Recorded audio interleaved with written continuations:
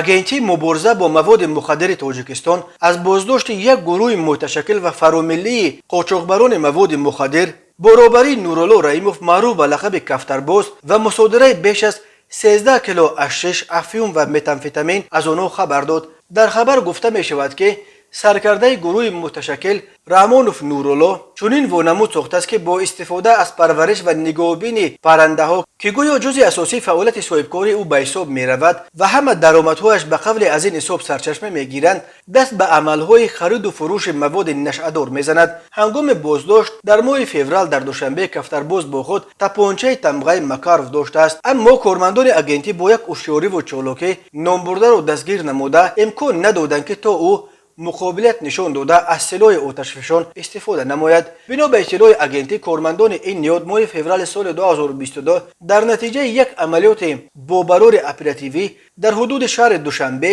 гурӯҳи муташаккили ҷиноятпешаро дастгир намуда ки дар қочоқи фурӯш ва гардиши воситаҳои нашъадор ба миқдори махсусан калон даст доштанд. саркардаи гурӯҳи муташаккил Раимов Нурулло соли таваллудаш 1972 зода ва истиқоматкунандаи шаҳри Душанбе, ноҳияи Сино, кӯчаи Чортути боло, оиладор, соҳиби 4 фарзанд будааст. агентӣ гуфт Нурулло Раимов шахсияти маъруф ва шинохта дар олами ҷиноӣ бо лақаби Кафтарбоз мебошад ки соли 1995 бо моддаи 234 Кодекси ҷиноии ҷумҳурии Тоҷикистон ва 228 Кодекси ҷиноии Федератсияи Русия ҳар ду дафъа бо ҷурми қочоқи маводи мухаддир ба муддати 10 сол аз озодӣ маҳрум шудааст. агентӣ гуфт амрӯ бо Кафтарбоз 4 тан аз ҳаммаслаконаш Соқиев Саъдӣ соли таваллудаш 1976 зода ва истиқоматкунандаи шаҳри Душанбе, ноҳияи Шомансур, оиладор, соҳиби 4 фарзанд, Минбоев Баврулло соли таваллудаш 1972 зода ва истиқоматкунандаи ноҳияи Рӯдакӣ, ҷамоати Сари Киштӣ, оиладор, соҳиби 4 фарзанд. соли 2002 бо моддаи 104 Кодекси ҷиноии ҷумҳурии Тоҷикистон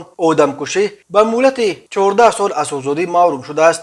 Жабиров Асрориддин соли таваллудаш 1978 истиқоматкунандаи шаҳри Душанбе, ноҳияи Шомансур, кӯчаи Дӯстии Халқо пеш бо моддаи 200 Кодекси ҷиноии ҷумҳурии Тоҷикистон суд шудааст. Расули Кабир шаҳрванди ҷумҳурии Исломии Афғонистон соли таваллудаш 1984 зодаи вилояти Қундузи ҷумҳурии Исломии Афғонистон муваққатан истиқоматкунандаи шаҳри Душанбе, кӯчаи Айнии ноҳияи Шомансур, оиладор, соҳиби 3 фарзанд низ ба даст афтоданд. аз онҳо дар умум 13 кило 100 грамм воситаҳои нашъадори нави ашиш, афиум ва метамфетамин ёфт ва мусодира карда шудааст. гуфта мешавад ки ин афрод мехостанд ин миқдори бузурги маводи мухаддирро бо мақсади фоида ба дигарон бифурӯшанд. нисбат ба Раҳмонов Нурулло парвандаи ҷиноятӣ бо аломатҳои моддаи 200 қисми 4 қочоқи маводи мухаддир ва қисми 1 моддаи 195 ғайриқонунӣ нигоҳ доштан ва гардондани силоҳ ва нисбати Соқиев Саъдӣ, Минбаев Баврулло, Жабиров Асрориддин ва шаҳрванди Афғонистон